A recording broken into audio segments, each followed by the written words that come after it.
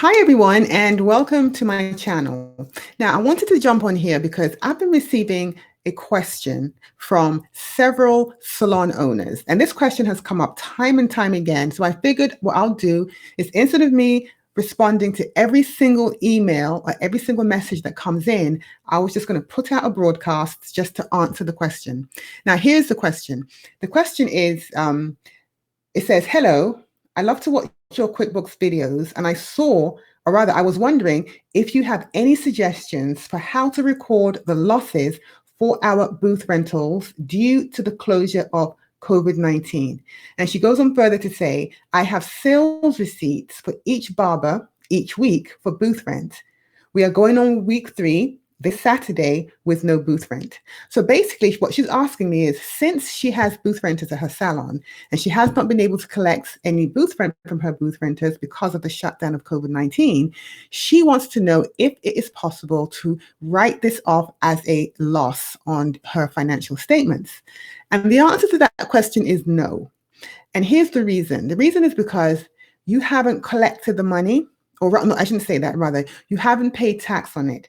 Now, the only way that you could write this off is if, for example, you actually keep your books, say, on an accrual basis, which means, let's say that every single month you collect money from your booth renters and you create the sales receipt and you send it to your booth renter. Now, before your booth renter actually pays the money, somehow you have already paid tax on that booth rent. So let's say we're working with we're in, say, the first quarter of the year, and it just so happens that you sent out the sales receipt to your booth renter, and your quarterly estimated tax payments were due. So you went ahead and you paid your quarterly estimated tax payments, and part of your payment included the money that you would be receiving from your booth renter, let's say in about 2 weeks, but you've paid the tax on it already. Now, let's assume that your booth renter didn't pay you the money. Okay, so that means that you just paid tax on money that you never received.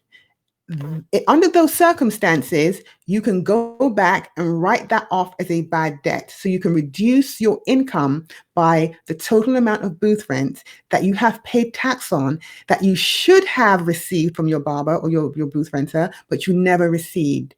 In this particular situation that we're in, none of your booth renters have paid you rent. So because none of them have paid you rent, you cannot write it off as a loss on your financial statements. So that is the answer. That's a general answer to that question. So simply put, the answer is no. You cannot write off booth rent that you have not received on your taxes. I hope that helps. Thanks.